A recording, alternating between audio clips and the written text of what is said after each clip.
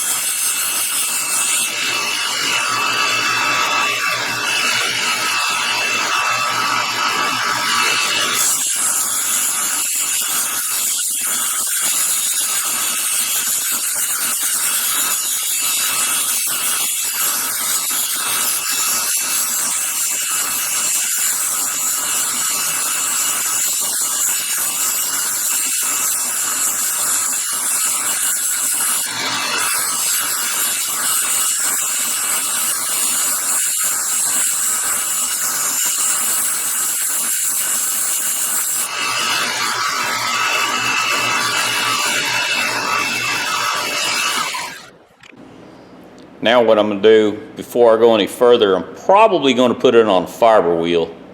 Yeah, let's just go to the fiber wheel before I bend them.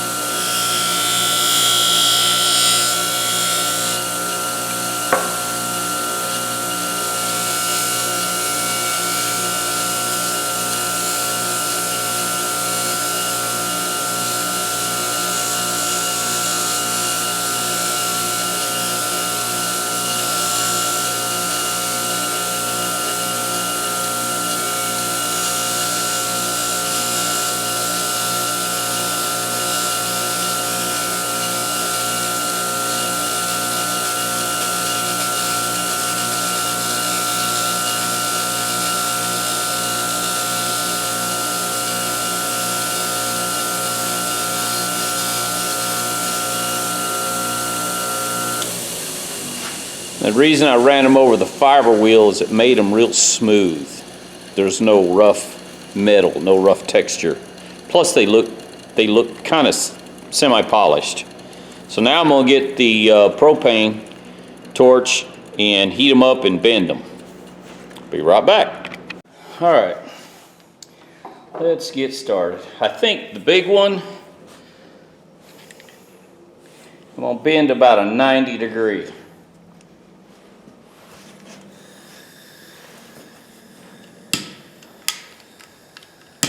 Had to steal my wife's torch. Well, maybe. Oh, come on. My wife ain't gonna be happy about that. She's gonna blame me for breaking it. Check that out, it won't ignite. All right, be right back. All right, had to steal one of my wife's lighters. She has a little lighter collection. She doesn't smoke, but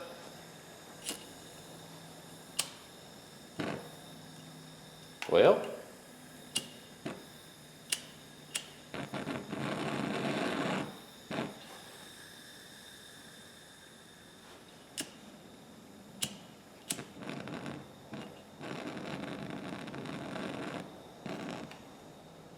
might be running out of propane.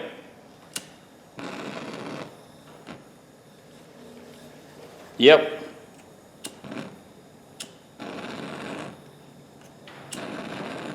Darn it. Well, I ain't gonna get anything started today.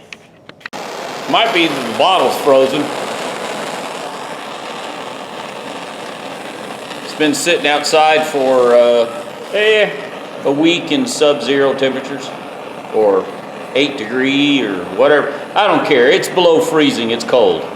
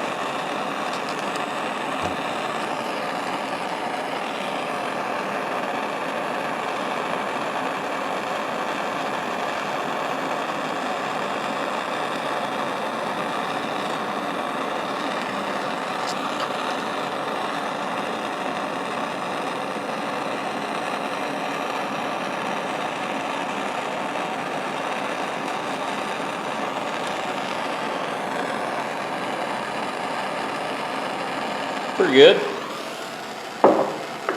Now this one might be the problem. How am I gonna bend this one? I may have to use a, hang on, I gotta go to the anvil. All right.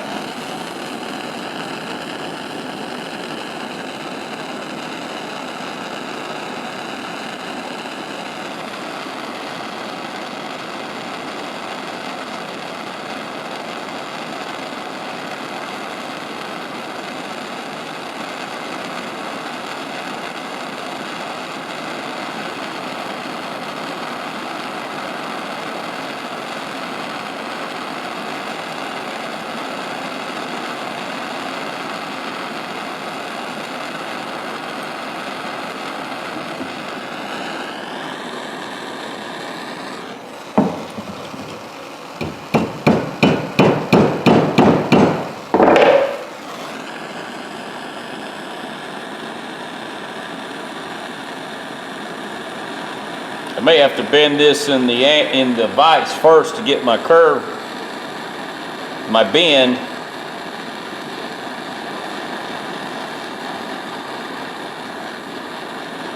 I wonder, hang on.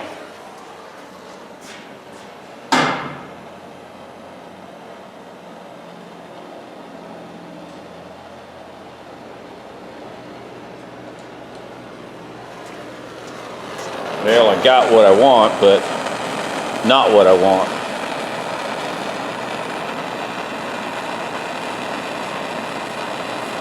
I want more of a bend.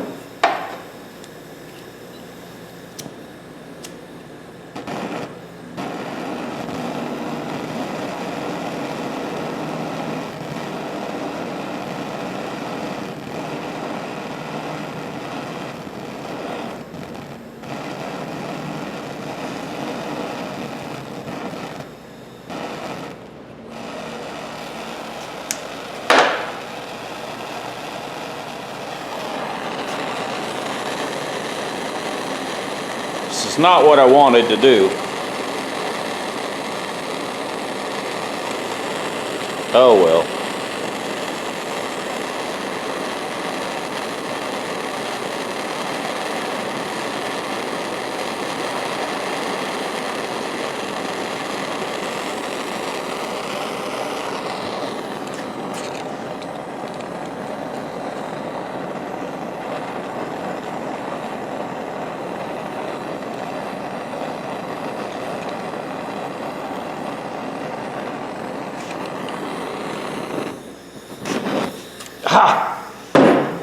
I should have used the acetylene. All right, ladies and gentlemen, I finished. I screwed up on this one. I was in a hurry, wasn't prepared. I didn't make it the way I wanted. Anyways, this one turned out really good. And this one, these like this, there's one I made. This one I made a year or so ago. It works perfectly with this little hook and twist.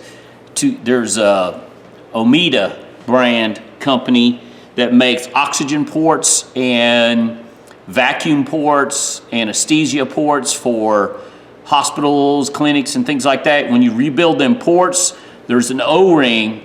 You got to get in the back and pull it, and this is the best way I have found. They make a tool, and it's harder to use than this.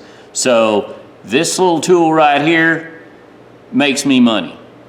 So, and it didn't cost me anything. I don't bet I don't even have a quarter in this screwdriver right here, but this saves me, I don't know, 10, 12 minutes per build, taking an oxygen port apart. If you ever go into a hospital or clinic and you look at the head wall, there'll be a plate that says oxygen, has a round port. You can rebuild that. There's O-rings. Some of the older ones are even worse. Matter of fact, they've obsoleted a lot of them. But yeah, that's what I use these for. And I wanted to show you, these are the different ones that I've made. See? Twists and turns. Now, yeah, like this one, I've used the heck out of this one. I'm probably gonna have to refix that in there. Now, remind you, these are not seal pullers. They're not made, well, this one probably could. It's strong enough. These are for O-rings, small carburetors, you know, things like that, you have O-rings or seals that you need to get to. You're not pulling a transmission, you know, a T350 transmission out of a turbo 350 out of a Chevrolet and trying to expect to pull the seals out of the rear end on that. You're not going to do it with something like this. The metal's not strong enough, especially after you heat it up and then you lose the strength too. But for little things like taking watches apart, I've done that, take the caps off the back of watches, releasing pins on watch bands, things like, just little things like that. Instead of buying a pick set, I know hobbyists, they sell those, like I think Harbor Freight's got a set for 15 bucks, 12 bucks, something like that. They have a small and a large set. Make your own. If you got some old junky screwdrivers, the pawn shops have these old junk screwdrivers. You put 10 of them on the counter and she usually charges me $1 for 10 old junky screwdrivers. So 10 cents a piece.